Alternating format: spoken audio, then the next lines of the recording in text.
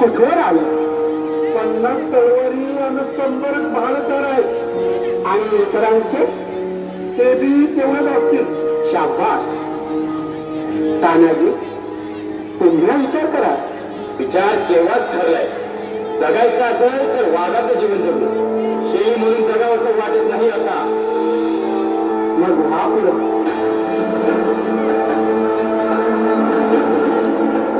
शंभो हर हर महादेव. आज तुझ्या प्रेरणेने आम्ही हिंदवी स्वराज्याची शपथ घेत आहोत. संकल्प केलेल्या न्यायला तू सिद्ध आहेस. हिंदवी स्वराज्य व्हावं ही स्वयंची इच्छा आहे. आणि जोवर हिंदवी स्वराज्य प्रस्थापित होत नाही तोवर आमच्या रक्ताचा प्रत्येक थेंब स्वराज्यासाठी वाहण्याची आमची तयारी आहे.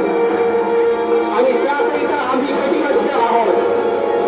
हर हर महादेव.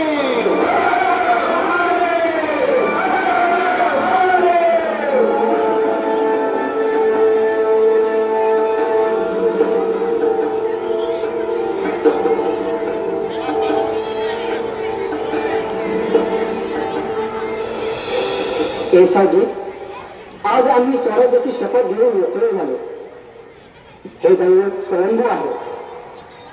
यानं आम्हाला आजवर यश दिलं, तुमची जोड दिली. आता पुढचे मनोरथ हिंदवी स्वराज्याचे. त्यासाठी आपली जबाबदारी फार मोठी.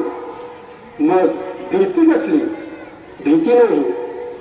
पहिले पाऊल कोणतं टाकायचं, कुठून टाकायचं याचाच विचार करतोय आम्ही.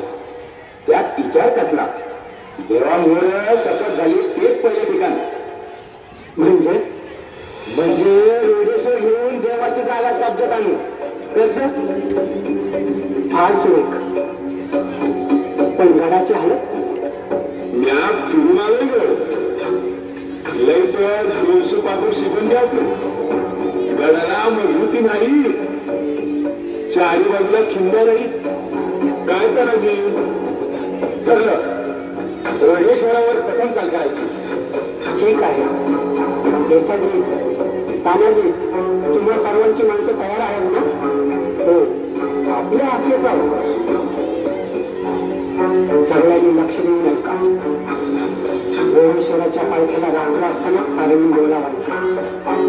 आम्ही तिथे पहाटे आवाज गोंधळ होऊ द्यायचा नाही. सारं कसं चुपचाप पार पडलं पाहिजे. उद्या रोडेश्वरावर स्वराज्याचा कौल घेऊन